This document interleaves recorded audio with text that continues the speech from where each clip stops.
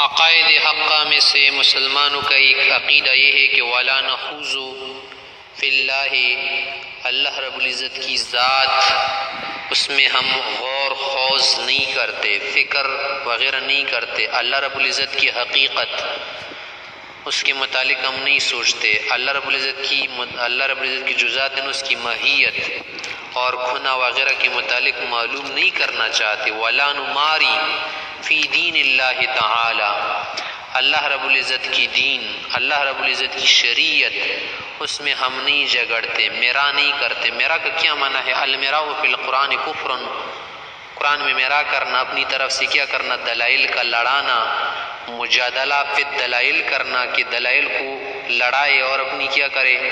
اپنا تعصب اس میں قائم کرے، اور اسی طرح سے اپنی طرف سے رائے قائم کرے، یا قرآن کریم میں یا دین میں اپنی طرف سے باتیں کہا کرے بغیر کسی دلیل کے۔ قول اللہ، قول الرسول، قول العلماء کی بات نہ ہو، صرف اپنی بات کا ہے، اپنی رائے کا ہے، تو اس سے انسان کیا ہو جاتا ہے؟ پھسل جاتا ہے، اس کا قدم جو ہے نا دین اسلام پر ثابت نہیں رہتا۔ اللہ رب العزت کی ذات، اس میں ہم نہیں سوچتے، غور و فکر نہیں کرتے، کھوج نہیں لگاتے۔ ہاں، اللہ رب العزت کی جو صفات ہیں، صفات جمالیہ، صفات جلالیہ، اس میں ہم غور و فکر کرتے ہیں۔ اللہ رب العزت کی جو پہچان ہے نا، معرفت صفات کے ذریعے سے ہوتی ہے۔ نفس ذات اور اللہ رب العزت کی جو ذات ہے نا، اس کی تو پہچان کوئی نہیں کر سکتا نا۔ اللہ رب العزت کی ذات کوئی معلوم نہیں کر سکتا، اسے پہچان بھی نہیں سکتا۔